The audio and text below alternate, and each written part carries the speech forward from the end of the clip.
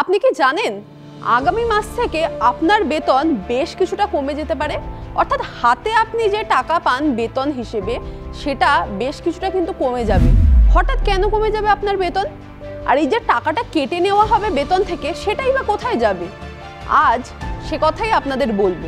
B for বিজনেসে আপনাদের সঙ্গে রয়েছি আমি ইপসা, আর আজ আপনাদের বোঝাবো স্যালারির নতুন হিসেব। আপনাদের আগেই বলেছিলাম দেশে চালু হয়েছে নতুন 4টে শ্রম কোড। 21শে নভেম্বর থেকেই নতুন এই 4টে কোড কার্যকর হয়েছে।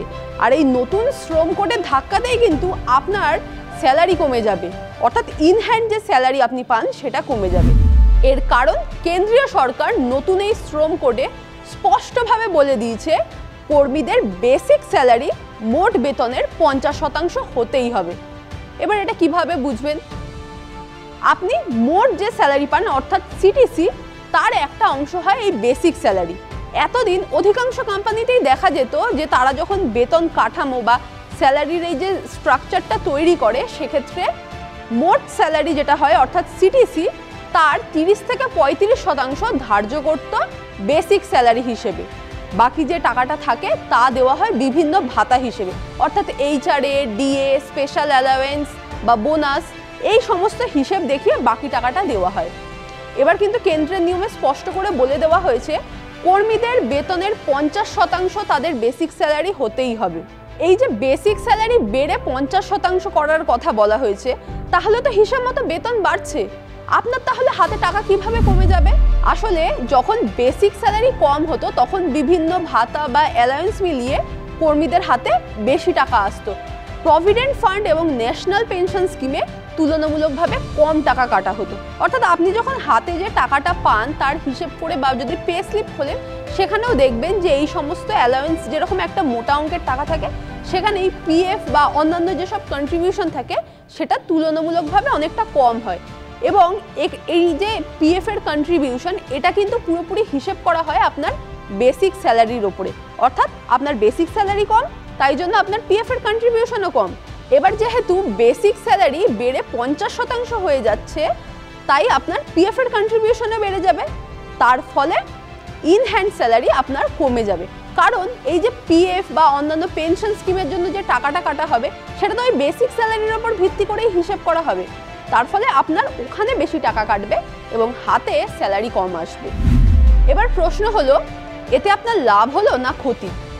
এক্ষেত্রে আগেই একটা কথা বলে রাখা দরকার, কেন্দ্রের যেই নির্দেশ দেওয়া হয়েছে যে বেসিক স্যালারি 50% হতে হবে, এতে কিন্তু আপনার সিটিসিতে কোনো পরিবর্তন আসছে না। অর্থাৎ কোম্পানি আগেও আপনাকে যে বেতন দিত সিটিসির হিসেবে সেটা কিন্তু এখনও একই থাকছে।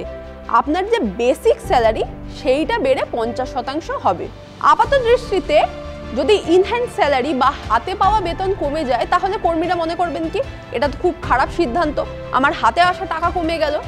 কিন্তু বিভিন্ন এক্সপার্টরা বলছেন এই সিদ্ধান্তে বরঞ্চ লাভবান হবেন কর্মীরাই। কিভাবে জানেন? কারণ তাদের অবসরের সময় হাতে বেশি টাকা থাকবে। বর্তমান যুগে বহু মানুষই টাকা কিন্তু খুব ভালোভাবে জমাতে পারেন না। তারা হয়তো এই এসআইপি করছেন বা বিভিন্ন এফডি করছেন, কিন্তু কিছু বছর বাদে অর্থাৎ 5-7 বছর বা 10 বছর বাদে অনেক সময় দরকারে পড়ে এই এফডি ভেঙে ফেলেন কিংবা এসআইপি থেকে টাকা তুলে ফেলেন। যদি আপনার পিএফ কন্ট্রিবিউশন বাড়ে সেই টাকায় কিন্তু আপনি খুব সহজে হাত দিতে পারবেন না।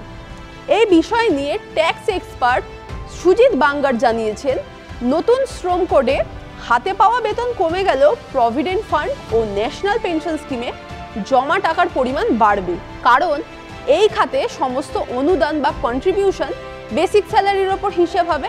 তার ফলে এই সমস্ত ফান্ডে আপনার টাকা বেশি জমা পড়বে। এবার এই যে বলছি যে পিএফ বা এনপিএস এর হিসেবটা কীরকমভাবে করা হবে। ধরা যাক আপনার স্যালারি 12 লাখ টাকা, এর আগে পিএফ এবং এনপিএস বাবদ প্রতি মাসে মাসে 7,200 টাকা করে কাটা হতো। এবার যেহেতু বেসিক স্যালারি আপনার 50%-এ পৌঁছে যাচ্ছে, তাই পিএফ এবং এনপিএস এর কন্ট্রিবিউশনও কিন্তু বেড়ে যাবে এবং সেটা বেড়ে দাঁড়াবে 12,000 টাকায়। অর্থাৎ প্রতি মাসে আপনার বেতন থেকে অতিরিক্ত 4,800 টাকা কেটে যাবে। তার ফলে আপনি হাতে যে বেতন পাবেন তার থেকে কিন্তু 4,800 টাকা কমে যাবে। আবার ভবিষ্যতে আপনার যে পিএফ অ্যাকাউন্ট সেখানে কিন্তু 1,24,00,000 টাকা অতিরিক্ত জমা পড়বে। এনপিএসেও আপনার 1,07,00,000 টাকা অতিরিক্ত জমা পড়বে। অর্থাৎ 30 বছর পরে আপনার যেখানে অবসরকালীন ফান্ড হওয়ার কথা ছিল 3,46,00,000 টাকা, তা কিন্তু বেড়ে দাঁড়াচ্ছে 5,77,00,000 টাকায়। তফাৎটা বুঝতে পারছেন নিশ্চয়ই। হঠাৎ বেতন কমে গেলে প্রাথমিকভাবে এটাকে খারাপ বলে মনে করা হলেও ভবিষ্যতের জন্য কিন্তু এটা অত্যন্ত লাভজনক এবং আপনার অবসর নেওয়ার সময়ও বেশ কিছুটা এগিয়ে আসতে পারে, যেহেতু আপনার টাকা বেশি জমছে। তাই বেতন নিয়ে এখন চিন্তা করলেও দিনের শেষে এই সিদ্ধান্তে কিন্তু লাভবান হবেন আমার আপনার মতো সাধারণ মানুষ। আর এই ধরনের আরও প্রতিবেদন দেখতে চোখ রাখুন টিভি9 বাংলা ডিজিটালে।